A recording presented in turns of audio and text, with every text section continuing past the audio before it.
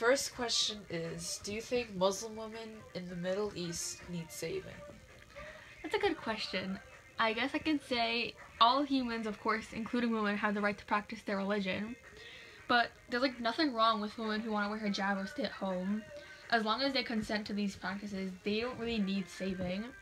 But if there's a case where a Muslim woman is oppressed and cannot, let's say, get an education or that's where she wants to, or even go to work, well then in that situation, a woman does need saving. But this applies to many cultures, and of course, there are Muslim women who do need saving, but not all of them. Well, do you think in Saudi Arabia they need saving? Because, do you think that's a form of oppression because of their Sharia law? I have. Like, they can't drive and they can't wear whatever they want in the street. I have read some excerpts from the Sharia law, and there are many things that do oppress women from getting an education, or even something as simple as driving. In that cases, I guess, if a woman does want to get an education or want to drive or live an independent life, then yeah, I guess women of those culture in those situations do need saving. But that doesn't apply to all Muslim women. Yeah, I agree. So the next question is, how are Muslim women or Middle Eastern women or women of color, even women in general, represented in the media, commercials, art, or literature? Muslim women are presented in many different ways, some positive and of course some negative. In some popular media, Muslim women are viewed as being oppressed by Muslim men. Some even complain or rant that Muslim women are often treated as dogs by Muslim men, as guided in the Quran. But then there are Muslim women who are viewed as icons of power, are seen as women who can do whatever I want, whether it's being Muslim or just being a doctor per se. But in some popular media, especially commercials and TV and such, women are often used as sex objects. But that's not in all situations. They can be, but it's not all situations.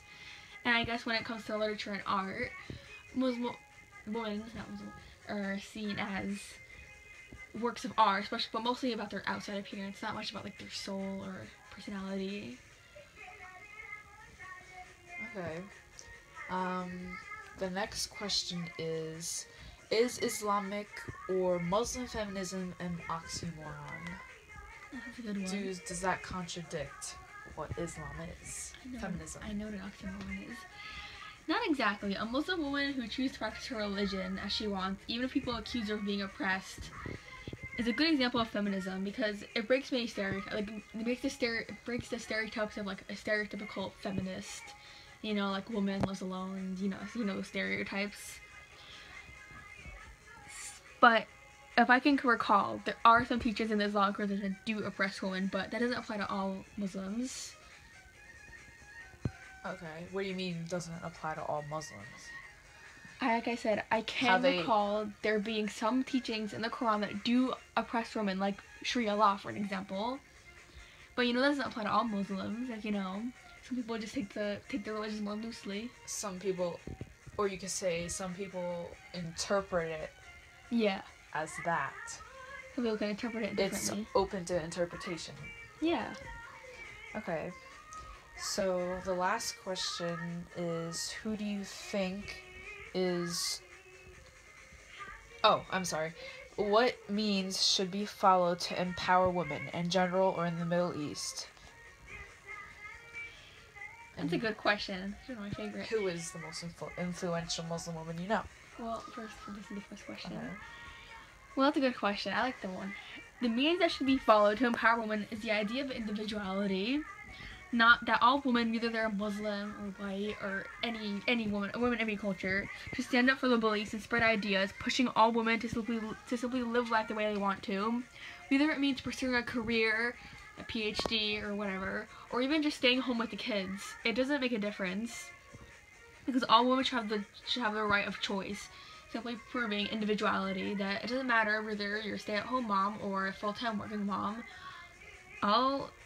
That's empowering women of all should be encouraged. Okay. So, who do you think is the most influential Muslim woman you know? The most influential Muslim woman I can think of is Malala Yousafzai. A young woman like her should deserve the highest rank.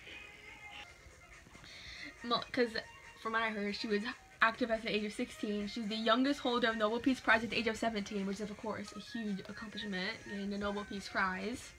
And she's representation that all Muslim women, all women in general, standing up for the right of education and freedom. Okay, thank you.